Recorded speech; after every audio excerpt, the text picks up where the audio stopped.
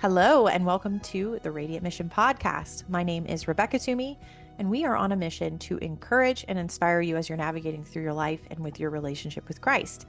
We have been in a series on being countercultural in a world that is very secular today. And today I'm welcoming Rachael, and her testimony is extremely powerful.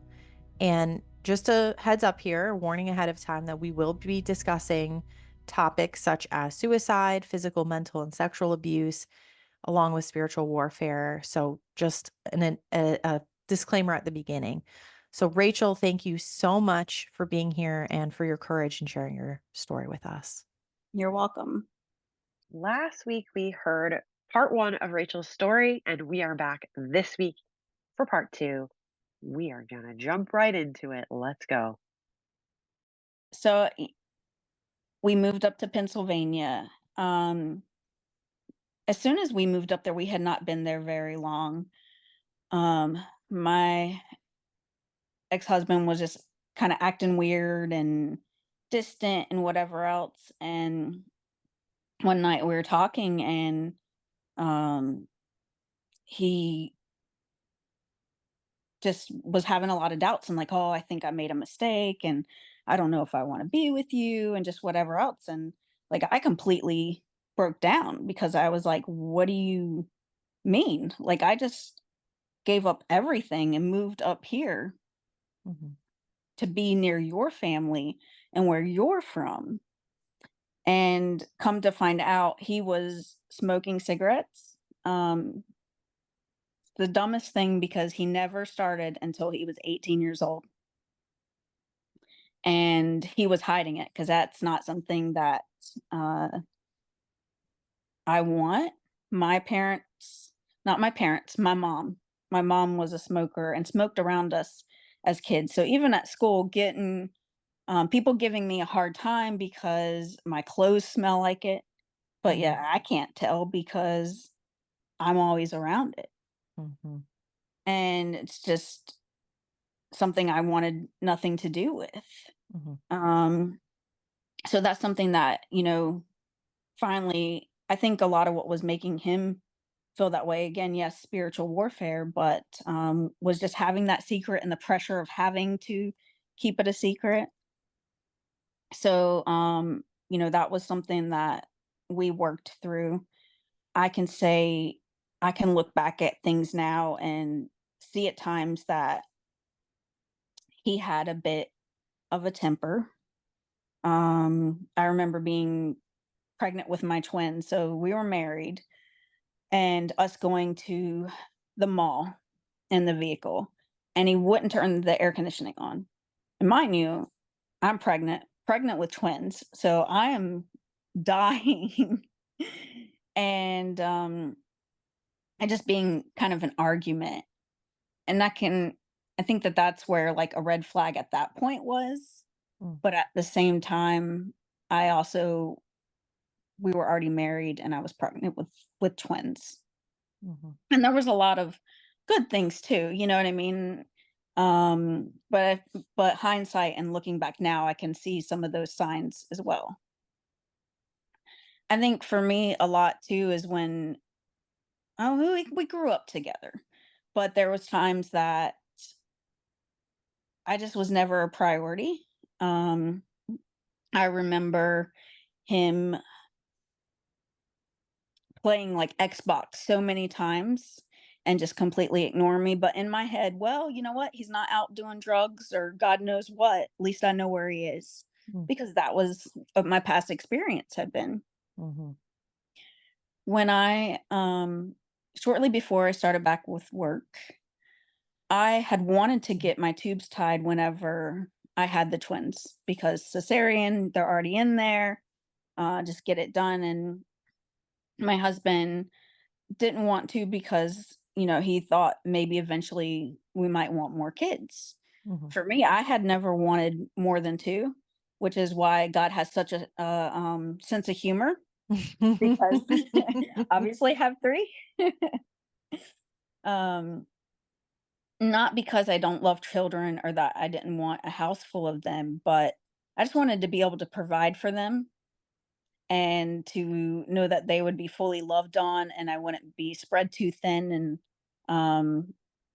I would just get to give them all these things in the structure that I felt I didn't have. Mhm. So I did not get my tubes tied, and um, shortly before I was going to go back to work, I know I needed to look into birth control. And with the twins having been really sick, then he started to realize that I was right about, not having any more children. Mhm. He was a lot younger than me, and he didn't have the insurance that I had. However, I don't think they would have approved it at his age as well, having a vasectomy. Okay. So I really pushed for it, and the doctors told me about this device called the Essure. So it's a medical device. You go to the doctor, they put you in a twilight type state, and they use this thing to put these metal coils around your fallopian tubes. Wow, I've never heard of this. Okay. Yes. So the coils then scar up and nothing can get through. And you can go Okay. get imaging or whatever else, but it's non-invasive. You have little to no downtime, maybe cramping, which I didn't end up having. So I thought, great, this is awesome. So I do it. Not long after, me and my current ex-husband sat down and we talked about it, and I worked for GNC. I was a manager, and I just made better money, and so we decided for him to quit his job at that point and come be home with the kids so that I could work until we figured out our next move from that. This is before we moved to Pennsylvania. Okay. And so we did that for a little bit, and then we decided to move up to Pennsylvania, obviously, because we needed family around. We moved up to Pennsylvania. I had to step down from the manager position because they simply just did not have one up in Pennsylvania when I Okay. transferred. Okay. So I started out again as a sales associate.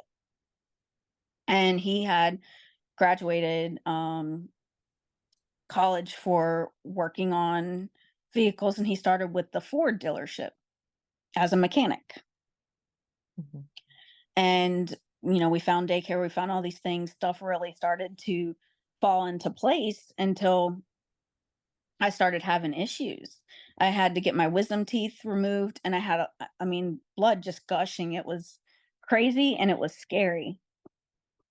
And then I would have my period, and it just got to the point where I would just walk and again, just gush blood. And again, sorry for being graphic, No, it's all but good. We've talked about birthing babies on here. It's all good. Mhm. So I knew something was up, and I ended up getting referred to a hematologist. So it was at like the cancer center. So of course I don't know what they're testing for, and knowing I'm in a cancer center, that was also very like scary. But they do different tests, and I end up getting diagnosed with a bleeding disorder called von Willebrand's, and that is where your blood basically doesn't clot. Okay. So I had to get a partial hysterectomy at 26 years old.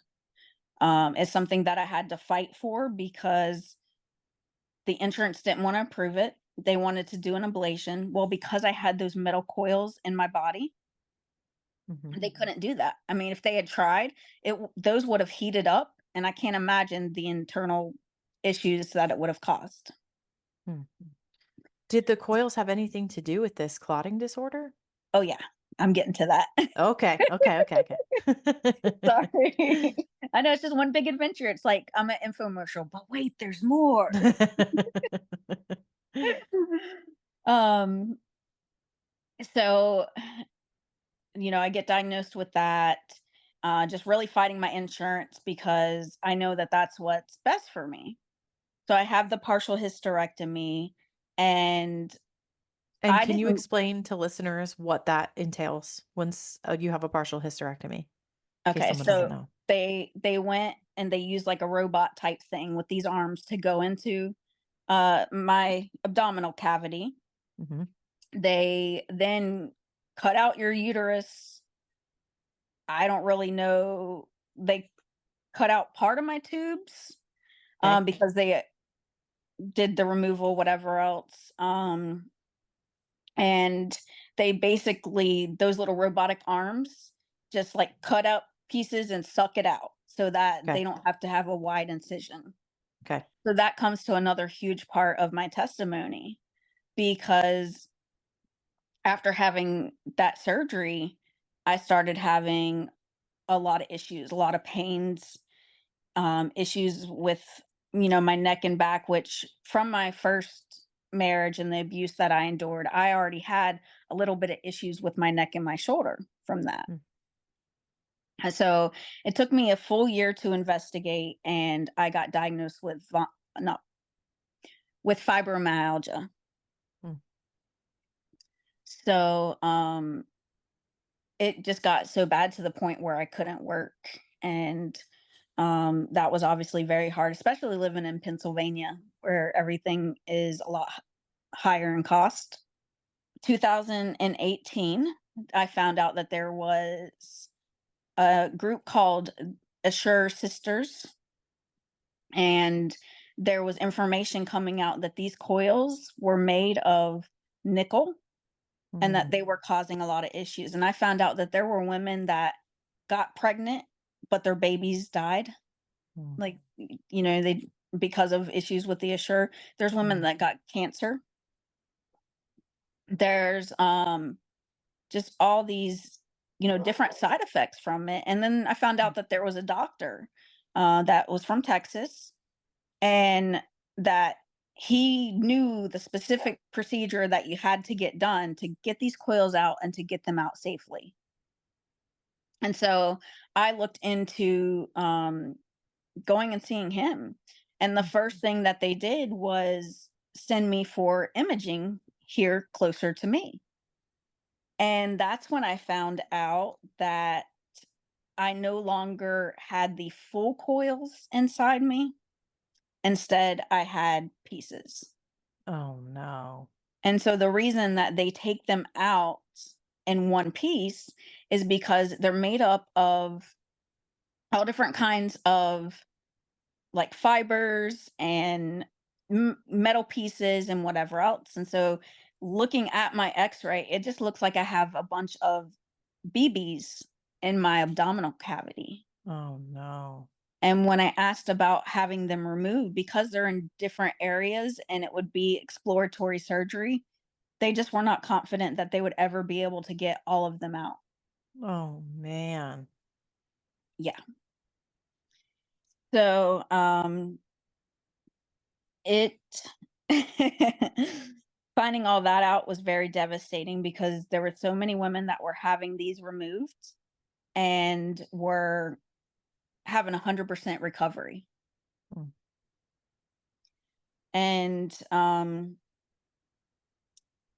from there's a documentary called The Bleeding Edge. It was on Netflix, so it may still be on there, but it goes into depth more about how the FDA just kind of put this out and did not fully like vet it or do their due diligence before approving it, Mm. and that they're made of nickel. And so I have several autoimmunes, and what it is my body is fighting that as a foreign object because it's metal toxicity.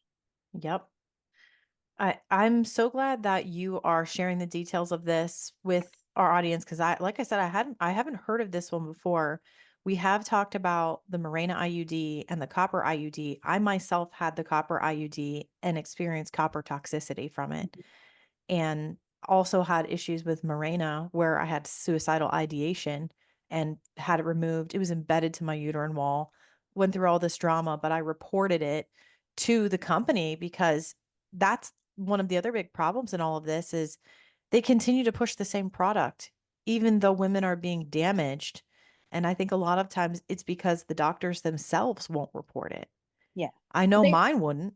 The doctors were getting kickbacks from those. That's Yep. why. And they And so don't care that it's happening to Even if it's 10% of women. Trying to get a good picture of that. So tattooed on me is that ribbon, because in our Mhm. group there was somebody that came up with that image and it said survivors. I didn't want that on mine because I didn't want people to think that I had cancer, Mm. because I did not. And obviously, I can't imagine all the things, that one has to go through with that disease. But around it is the coils. And then Mm. above it are, just made to kind of look like the pieces that are left inside me. Wow. And so those are still inside you now. Hmm. They were never able to attempt to take them out or anything. Nope. Wow. I'm so sorry. It's okay. My point in that is, I mean, from all the trauma that I had growing up, I also forgot to mention my oldest brother, he was a half brother as well, passed away when I was 20 years old. So it was right after having my oldest son. Mhm. And not only was that, hard, I wasn't as close with him as I was with my sister, and he ended up running away at like 16 or so and then going to live with his mom, and he just cut off all contact, and I never understood why, because I looked up to him. Mhm. And when I was 20 and he passed away, I found out that I was molested by him when I was a child. I don't know exactly how old I was. I was between 2 and 4. Luckily, it's something that I had blocked out of my memory. But when I said Mhm. earlier about how as a kid I just always felt off or Mhm. sat, there was just something and I couldn't explain it. Mhm. Um so that was very traumatizing, to find that out, and then still not be able to find out all the details of it, because I feel like my dad is somewhat in denial about it. And Mhm. it's hard for me to say these things because I don't want to upset my parents. And Mhm. I'm not trying to um cause any drama, as you would say. I'm just telling my story, and I'm telling it because I feel like God wants me to. And by if somebody can look at me and see all the things that I've been through and that I still look at things in a positive light and see God's hand in it all, that it can help them be that brave as well. Yeah. And he put on my heart before about writing a book, and I had started it, and then I stopped for a little while because yes, it's hard to write about some of those things, not as much. I've done so much therapy to be able to get over that stuff and not be triggered by the smallest things. Mm. I think it's more the backlash I'm worried about from, family. Mhm. It can And be very hard for family to hear about experiences and pain and trauma and things that occurred. I think that most parents, they want to protect their kids. And when they can't fully or don't do things the right way, it can be very, very challenging and hurtful to hear. yeah, so I really want to get into the end of my testimony so Let's do far, it. because God Sure. is constantly adding to it. Mhm. About 2 years ago, well, me and my ex-husband had started having some issues, and he was just always very, very stubborn. And about 2018, I was having health issues and found out that I was diagnosed with celiacs, and that's where my body will not process gluten. So I'd already started paying attention to some of the things that I ate. He had been to the doctor, and the reason I said the stubborn, because I gave him an ultimatum. Like, he just was so miserable and just not pleasant to be around, that either needed to go to the doctor or I was, going to have to leave. And he did, and found out that he had low testosterone. And so um that was kind of hard. We were 10 years married at that point, and we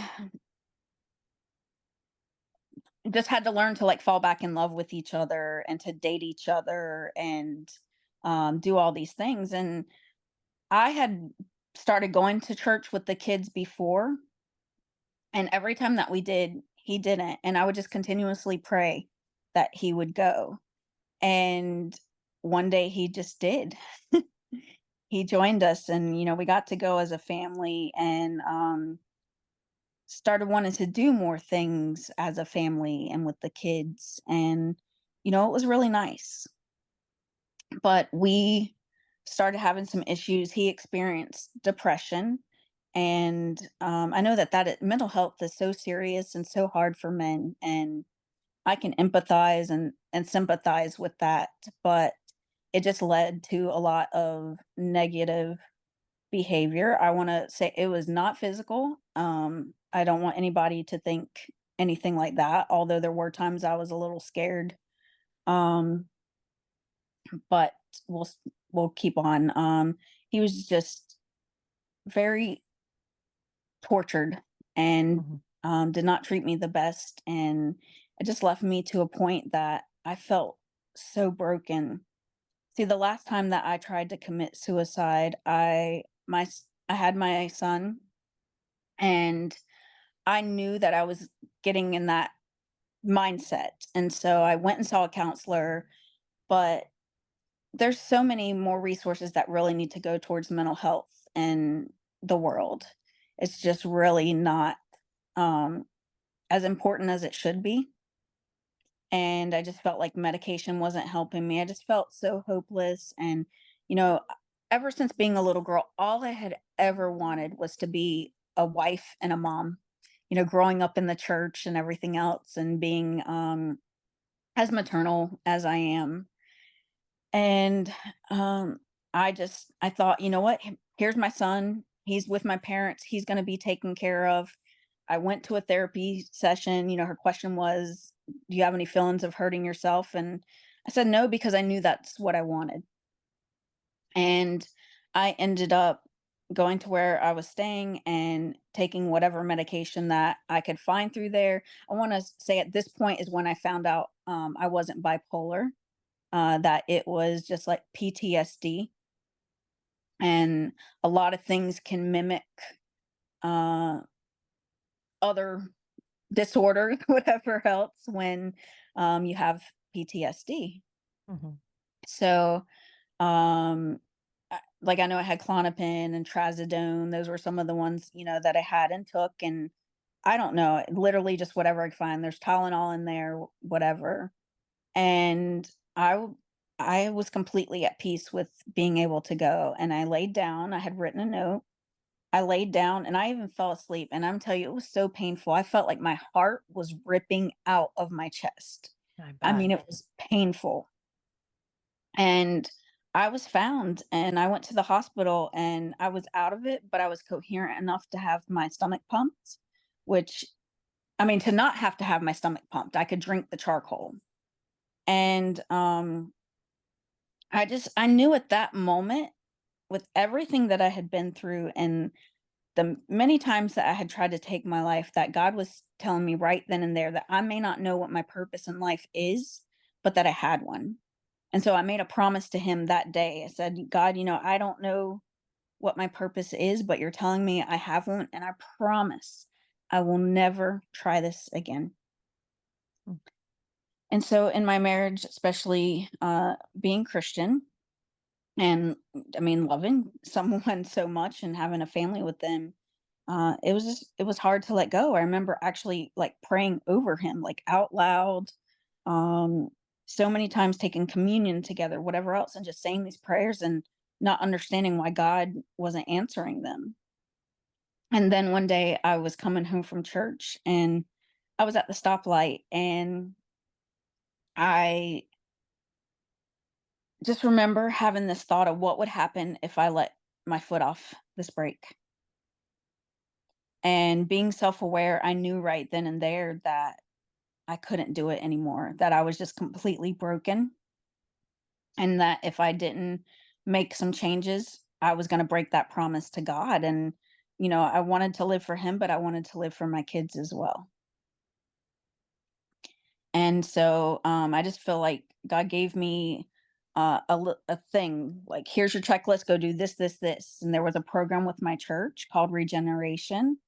And I didn't know a whole lot before. I had wanted to start it when I was still married, and my ex-husband was against it. And so I waited until we did a trial separation and started it. And basically it helped me to start putting God first. Part of that is an inventory. I mean, it brought up things that I didn't even know I carried with me. Helped me see patterns. Like I would notice certain stuff would happen and I would self isolate. So even going through that, when I'd see that, I would make myself like go out and do something. Like, you can't do this. You got to grow from this. Anytime that you're in any kind of abusive, toxic relationship, whatever else, you just have a negative mindset. And so anytime that something negative would go through my mind, or I would say something negative, I would counteract it with the positive. And I just kept doing that until one day it was all positive. And, not only did I truly find myself, what made me happy. Um, Before, I was not okay being alone, not meaning that I had to date somebody, because there was times that I went periods of time without dating someone, but meaning like I wouldn't go out and do things by myself. It was just, I don't know, something I felt uncomfortable with doing. And from having PTSD and, the traumas of all the things that happened to me, the hardest thing at first was sleeping alone. It's dark, you're used to somebody being there, the warmth, whatever else. But my dogs were my saving grace for that, to be honest. They would just come up, love on me, I'd get their body heat. But they just helped me through. And all this putting God first and just working through all these things, it just felt like I went through, in a essence, a spiritual awakening. Mm. And I felt like he gave me such discernment and insight and grace. Whew, the grace that he gave me.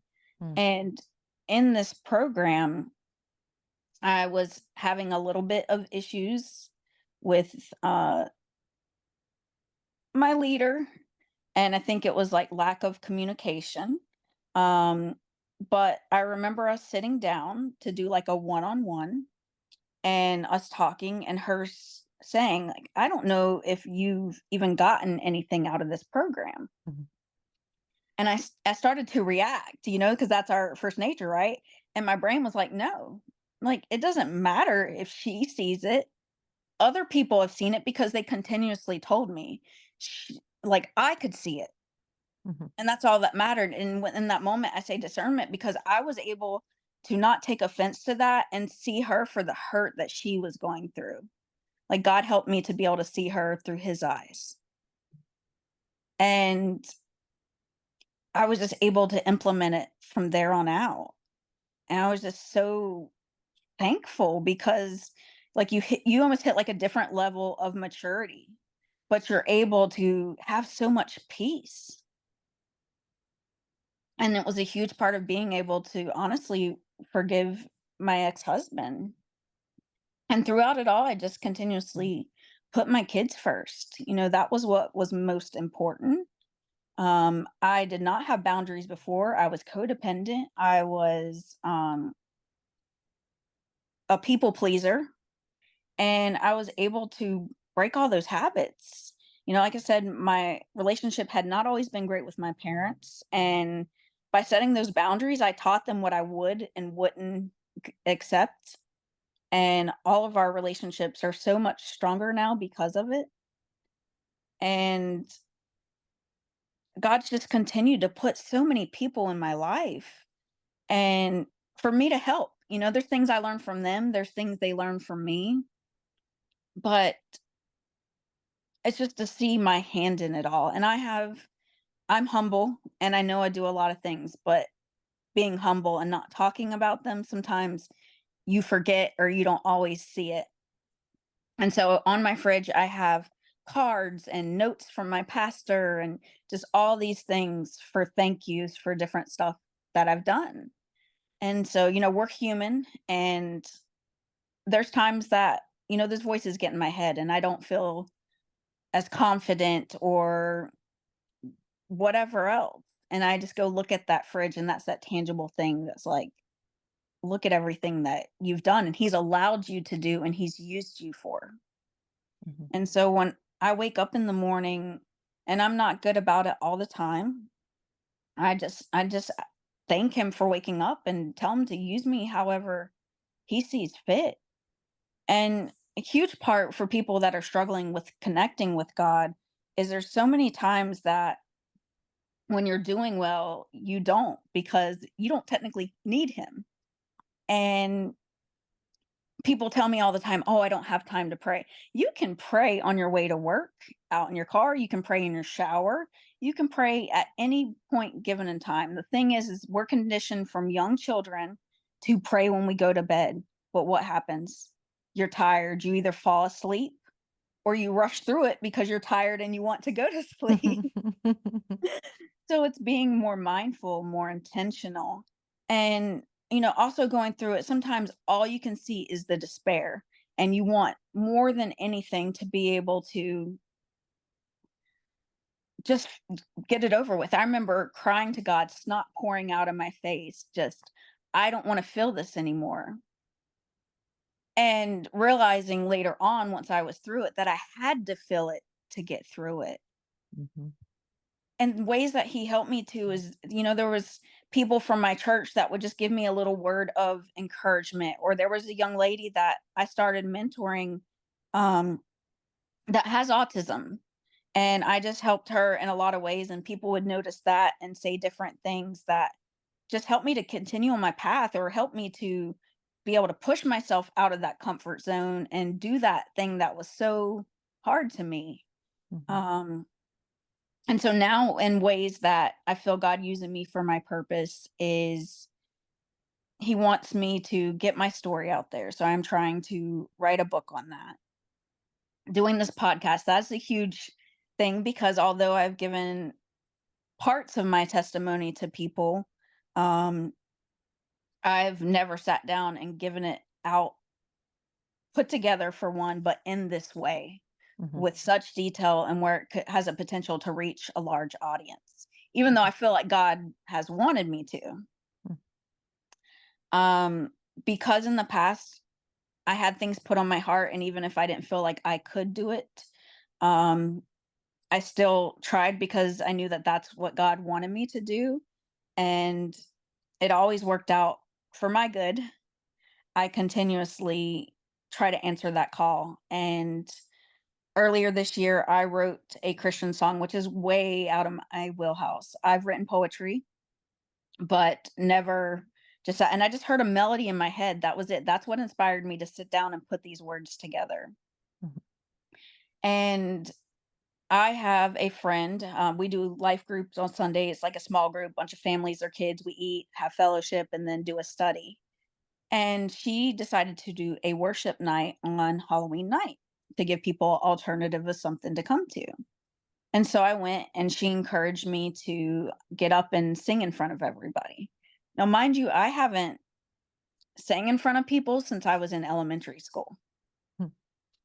And I don't remember ever personally using a microphone to sing as well. But I felt God putting it on me. And even though I was so nervous and shaking, I was able to get up there and, sing this song. And everyone just loved it and was so encouraging. And there was a lady there that was a voice coach for the woman's daughter.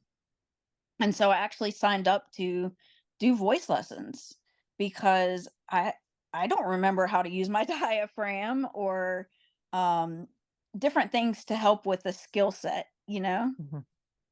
And she, come to find out, she actually produces music. And so this is something that I'll end up doing later on to bring it to life. But I feel I've always admired people being on stage, for worship, and I feel like God wants me up there. And that's scary. That's not gonna be an overnight thing. Like, I definitely need to get more comfortable, but there is a festival, whatever you want to call it. It's called Jingle Jam. That's going to be in Aner. They'll have a bunch of vendors and things in the park and a parade, and anyone can sign up to sing or perform. And I signed up because Yay. I knew if I didn't that I would chicken out of it. Yeah. Yeah. And it was just, it was definitely very important, and I wanted to be obedient. And so my advice to anyone, continuously talk to them. It doesn't matter what you're going through. It doesn't matter what you've done. No matter what, he wants a relationship with you. He's there. And I promise, if you're just quiet and still long enough, you'll feel him. And pay attention to the people that he puts in your life. Continuously encourage people. I can't tell you how going through that was so hard, but to have someone, even say, God uses you more than you realize. Those are things that still go through my head on bad days now. Yeah. Yeah. Absolutely. What an incredible journey you have been on, that you have been through all of this. And at the other side, there is hope and there is forgiveness and there is growth. Mhm. And I'm so glad that you mentioned regeneration. So I've taken Reengage, which is the marriage class by the same I folks, and they had regeneration for the first time at my church about, I want to say like 8 months ago. They just brought regeneration to our church. So definitely, if you're listening and have any struggles, whether it's with trauma, addiction, anything at all that you need to bring to the Lord, I definitely recommend looking into regen and churches that offer it in your area. we have Reengage as well. I'm actually the session that they're going through right now. I help with the childcare. Oh, nice. Yes. Great. But what I also want to add to that is going through regeneration. It just helped me realize that since I felt like such a big part of me was missing, and my sister, which I do have her tattooed on my shoulder as well. Um, I didn't realize it, but I was looking for somebody to come in and rescue me, Mm, basically. Where's my person? Where's that white knight? Whatever else. And in finding that relationship back with God, I realized that he was like, if you just give it all to me, I'll help you rescue yourself. mm, And he did. And it's just that simple of putting him first. mhm. And once you do, just so many things in your life fall into place, including the people that are meant to be there. Yeah, absolutely. Absolutely. There's a lot too we didn't dive too deeply into. We've mentioned spiritual warfare and Mhm. talking about moments. I could hear that woven throughout your story many times, and it sounds like something that has been generational, Mhm. being that, the experience with your parents and all of that. We don't have to get into that. Yeah. But what, what I also am hearing from you is that you are breaking that cycle now. You are 100%. working to break that cycle with your children and hopefully having these discussions with your children about moments in time where the enemy was after you. The enemy was after your family. And we can see that obviously in what happened with your sister, that he got to her. And with you, that he tried to get to you so many times that you were at the end of your rope where you were like, I'm just ending all of this. But the Lord didn't allow that to happen because you're supposed to be here today to share your testimony of surviving through all of this. And yet, still, there is more to come. And I That think that that's beautiful. And I have so it's I can look at all these different ways, and it's just like they're puzzle pieces and they Hmm. connect. And Hmm. even now, I get to be involved with this amazing nonprofit and do childcare for them for their parenting classes that they have, and just volunteer other ways for them. I've done several fundraisers for them, and that allows me. I mentor a young mom with special needs and her baby's special needs, and I've always had a heart and passion for that because I have worked with different people with disabilities, but I have the patience for it and the love.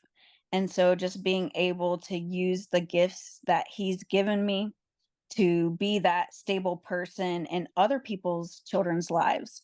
Because I'm not saying that someone else may not be stable. What I'm saying is, if your child has a loving environment with you and you're going to something like re-engage or Sunday school or whatever else, don't you want somebody that's also going to love on them and speak positive words and life into them as Absolutely. well? Yeah. Yep. Yeah, absolutely. That's what's funny that you say that. When my husband and I did reengage, which was about a year and a half ago, our daughter loved that session even Mhm. more than Sunday church, and she used to Mhm. ask all the time, "Are we going to night church or morning church? Because I wanna go to night church." She liked the re-engage nights a Yeah. lot, and the staff that was there. Not that she doesn't like Sunday also, but I think she just enjoyed the structure of that, the other kids that were there and everything. So you're right, it is very important to have staff around that are pouring into the kids too, Mhm. whether it's for parents or, mothers or fathers that are in regeneration or in re-engage. Those parents are going through something, Yeah. and it's important for the kids to have people to love on them too, as they're going through it too, you know? Yeah. They're with us, alongside us, and in this journey of what we're going through and the healing that we are going through. So that's beautiful that you're a part of that. I love it. Well, was there anything else that you wanted to pass along to guests? Yes. And all I want to say is, by like putting my kids first through all that, I just made sure to be more intentional with my children. Um, I felt like God had kind of left our house. And so, I would get up in the mornings, I would sit down, I would do a devotional, I would maybe have some worship music playing. And that's what they woke up to as they got ready for school. Mm, That's something that they saw. And my oldest son, I remember checking the mail and he had this devotional that came in, and it was neat. It was something to do with like film and movies and stuff like that. So it was something for his interest. But just to see that I was having that influence on them. mhm, And even through their dad ended up going and being a leader with their youth group to be able to spend more time with them. mm, And I would always encourage them to sit with him at church, because I knew where my heart was.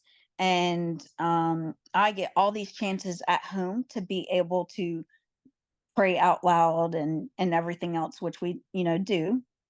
And so I wanted to kind of give him that. And you know, sometimes now it's hard because I want, obviously, my babies to sit with me, but it's so neat to watch the way that God has worked in that, to where they go and take communion with their dad mhm, and he prays out loud now with them. mm. And Your boys are big now. they just turned 17 last week. Wow. And my oldest is 21. Yeah. Wow. I Yep. So bet I you were don't not know. ready for any of that. No, and I'm not, and it's funny because I've been focused on all these other things, um, which is great, but it kept me busy, and Mhm. now things are, like, slow, and they're not that, and it's like, now what do I do? Yep. Yep, I hear you. I have little kids right now, and everybody says, "Slow down because it goes by fast." And I feel it. I definitely feel it, but it's hard because you get wrapped up in everything in life. Yep. Well, that's encouraging. Rachel, thank you so much for joining me today and for sharing your testimony. I know that this is going to touch so many hearts and so many minds and just provide hope and a path for healing. So thank you. Thank you for joining me today. You're welcome, and I hope that the biggest takeaway for everyone is, if you change your perception, which I know is hard, when you or just feel like your world's ending and nothing's working. For instance, even with my marriage, when things were good with us, I still felt an emptiness inside because I didn't realize that emptiness was from not having Jesus there. Not that I Mhm. didn't believe, I didn't go to church, I didn't pray, but I wasn't putting him first. I wasn't Mhm. fully committing to him. And I tell people all the time now that I don't just want Jesus in my life, I need him in my life. And so trying to change that perspective throughout my entire testimony, I also not only told you about the bad things that happened to me, but the sorry, but the good things, the way that I could see God's hand was in um that negative thing. And so that also helped point me to him, because I realized that in my hardest moments when I couldn't always see that he was there, he was. Mhm. So it doesn't matter what you've been through, it doesn't matter what you've been done. You have a voice, you have a story, it's important, and you never know who needs to hear it. So Yep. be bold and find that courage and strength through him. Beautifully said. Awesome. Well, thank you again. You're And welcome. thank you, everyone, for tuning in and for listening and being on this journey with us. If you'd like to follow along outside the podcast, you can join the mission on Instagram at The Radiant Mission or on Facebook at The Radiant Mission Podcast. And if you're not already watching this on YouTube, you can do so. And you can find that by searching for The Radiant Mission or my name, Rebecca Toomey. And today we are going to close with Psalm 46:5. Rachael shared this verse as her favorite verse and mentioned through her healing, this verse empowered her to believe in herself as a daughter of God. And that verse is, if God is within her, she will not fail. We are wishing you a radiant week, and we'll see you next time. Bye, everyone.